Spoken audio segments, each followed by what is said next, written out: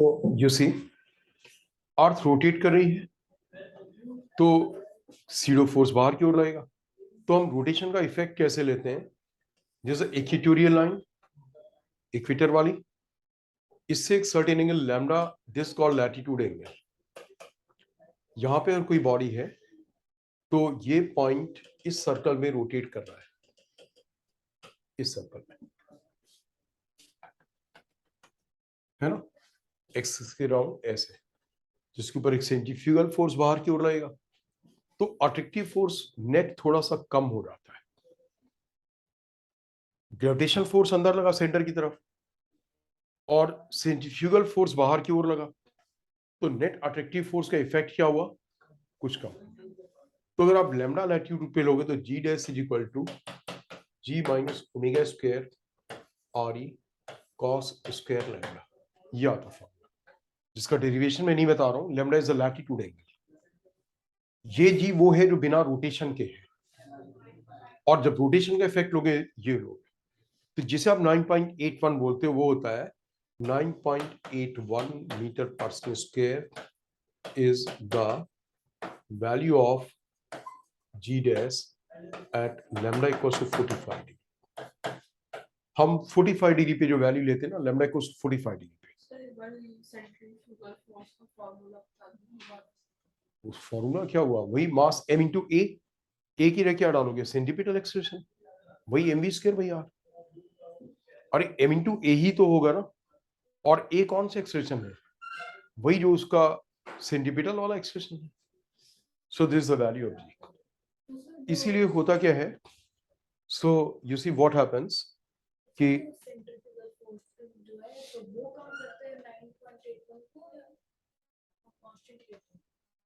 क्या चीज, omega is the angular velocity of the अर्थ।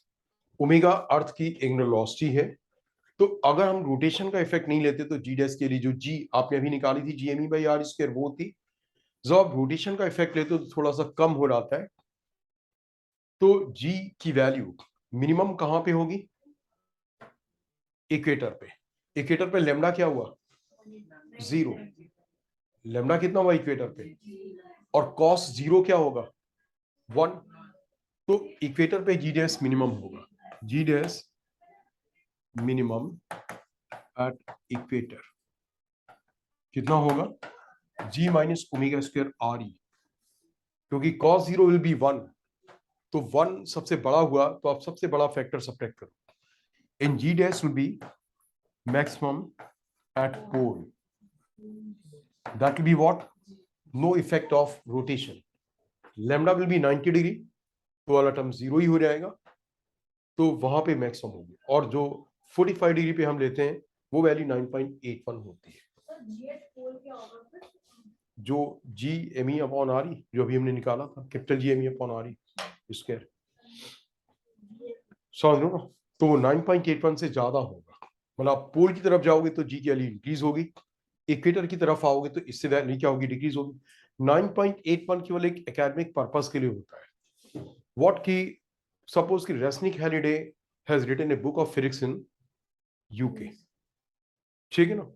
अब you are using that book, तो उनकी बुक सर में जो क्वेश्चंस होंगे वो आप सॉल्व करोगे मानो इंडिया में। सर आप एक बार दोबारा एक्सप्लेन कर सकते हो ये वाला। यस, मैं एक्सप्लेन करता हूं। देखो, जब अर्थ रोटेट करती है तो रोटेशन में एक सेंट्रीफ्यूगल फोर्स बाहर की तरफ लगता है। जब भी आप किसी रोटेटिंग प्लेटफॉर्म के ऊपर हैं तो rotating platform is a non inertial frame, तो उसमें एक सेंट्रीफ्यूगल फोर्स बाहर की ओर लगता है।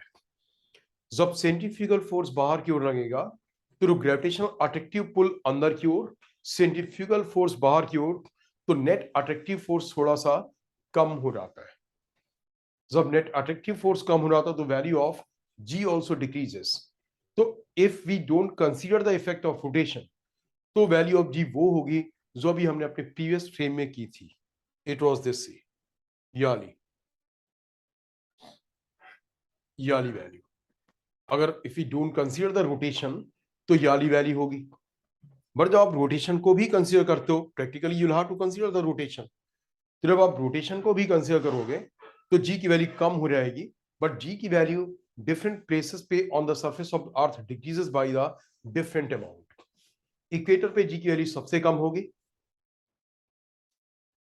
पोल पे जी का इफेक्ट बिल्कुल भी नहीं होता रोटेशन का, because for the pole lambda becomes what 90 degree, तो cos 90 जीरो, तो वो जो बिना रोटेशन के होता जी, वही वाला जी आ जाएगा पोल पे मैक्सिमम, और इक्वेटर पे जी की वैल्यू कम हो जाएगी सबसे ज्यादा, g minus omega square r e, omega is the angular velocity of the rotation of the earth and r is the radius.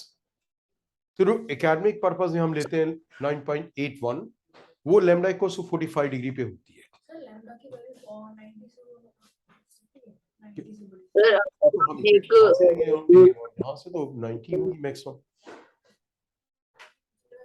ठीक है। हाँ, और अगर इन क्वेश्चन इन फोर्सेस से क्वेश्चन पूछ लिया कि कितने टाइम में जने का वेट जीरो हो जाएगा ये फोर्स का, ये आप जो बोल रहे हो सेंट्रीफ्यूगल, कितने टाइम में जीरो हो जाएगा मतलब? कि अर्थ कितने टाइम नहीं, अर्थ कितनी रोटेशन से रोटेट करे, आप इसके लिए जीरो डाल दो, जी रेस जीरो डाल दो, और आपको चाहिए कि वेटलेसनेस चाहिए तो कितनी तेजी से अर्थ रोटेट करे, तो आप इसके लिए जीरो डाल दो, तो ओमेगा की वैल्यू आ जाएगी। बोलो कितने टाइम में, जैसे भी 24 आवर्स में रोटेट कर लेती है आपकी अर्थ, हाँ हाँ, तो कितने टाइम में अरे जब आप ओमेगा कैलकुलेट कर लोगे तो ओमेगा से नया टाइम पीरियड टी निकाल लोगे, time period of rotation T क्या होगा, पाई अपॉन ओमेगा होगा ना, तो आपने ओमेगा की अगर वो वैल्यू कैलकुलेट कर ली कि अर्थ कितनी तेजी से रोटेट करती, सो दैट कि अर्थ के सरफेस पे एक बॉडी वेटलेस हो जाए, वेटलेस होने का मतलब हुआ जी डेस जीरो हुआ, जी डेस क्या हो गया, जीरो हो गया, तो उससे ओमेगा आ जाता, ओमेगा से फिर आप उसका टाइम पीरियड ऑफ रोटेशन निकाल लेते।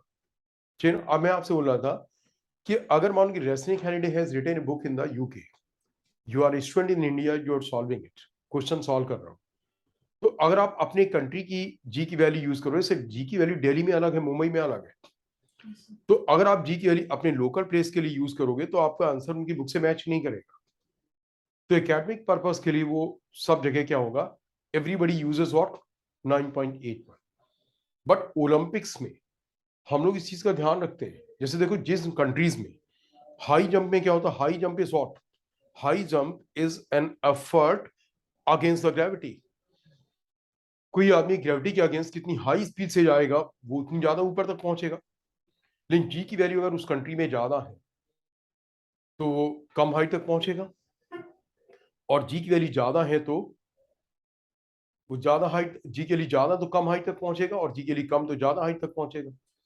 तो लोग पता क्या करते हैं कि वो उस कंट्री में हाइट का प्रैक्टिकल मेजरमेंट किया गया, इतना है, फिर ये देखा गया कि जब इस कंट्री में जी की वैल्यू इतनी है तब इतनी हाइट आई, अगर जी की वैल्यू 9.81 लेते तो क्या आती, समझ रहे हो ना, इज दैट क्लियर? उस हाइट को फिर स्टैंडर्ड हाइट माना जाता है, यानी कि किसी कंट्री में जो मेजर की गई वही हाइट रिपोर्ट की जाएगी, वो हाइट रिपोर्ट नहीं की जाती है, इमीडिएटली कंप्यूटराइज कैलकुलेशन हो जाता है कि उस जी की वैल्यू के लिए हाइट इतनी आई है, अब बिकॉज यूनिफॉर्म स्केल होना चाहिए, नहीं तो वर्ल्ड रिकॉर्ड कैसे माना जाएगा, जिस कंट्री में जी की वैल्यू कम है वहां तो अपने आप से बहुत ज्यादा हाइट आ जाएगी, इज दैट क्लियर? और मे बी कि जिस कंट्री में जी की वैल्यू कम है, एक प्लेयर ने वहां पार्टिसिपेट किया और वहां पे पार्टिसिपेट नहीं किया जहां पे जी की वैल्यू ज्यादा थी, तो उसका तो वर्ल्ड रिकॉर्ड कोई फिर तोड़ नहीं पाएगा, ठीक है ना। So what do they do, उस पर्टिकुलर कंट्री में हाइट प्रैक्टिकली मेजर की गई, ठीक है ना, और उससे निकाला गया कि, ये नोट कर लिया ना आपने, उससे निकाला गया कि V square equal to U square plus 2GH, तो U square V zero top most point पे, यू स्क्वायर माइनस 2GH, तो इससे आपका आ गया कि you square equals to 2GH। अब ये एक उस कंट्री के लिए जहां पे इवेंट हुआ, ये वहां के लिए, ये जी की वैल्यू वहां है, बोलो समझ रहे हो ना। अब अगर यही होता यू स्क्वायर कहां पे, 2G डैश, जी डैश 9.81, यूज का वही लेते जो था, इक्वल व्हाट, H डैश, दोनों को डिवाइड किया, तो ये आ गया आपका 2g h dash equal what 2g h। तो h डैश की वैल्यू आ जाती है आपकी कितनी, g upon g dash into h। तो ये वाली वैल्यू मानी जाएगी, वो नहीं कि जो वहां पे रिकॉर्ड की गई। ये g उस कंट्री का है और ये g डैश जो सबके लिए मान लिया गया कि हम 9.81 वाली वैल्यू से ही कैलकुलेट करेंगे। ये g डैश वाला 9.81 और समझ लो। तो ऐसे इवेंट्स में इन चीजों का ध्यान रखा जाता है। This is clear, right? Then I will be telling you about the satellite, ठीक है ना, सैटेलाइट मोशन, बट आज नहीं करा रहा हूं। Now next time will discuss the satellite motion, ठीक है।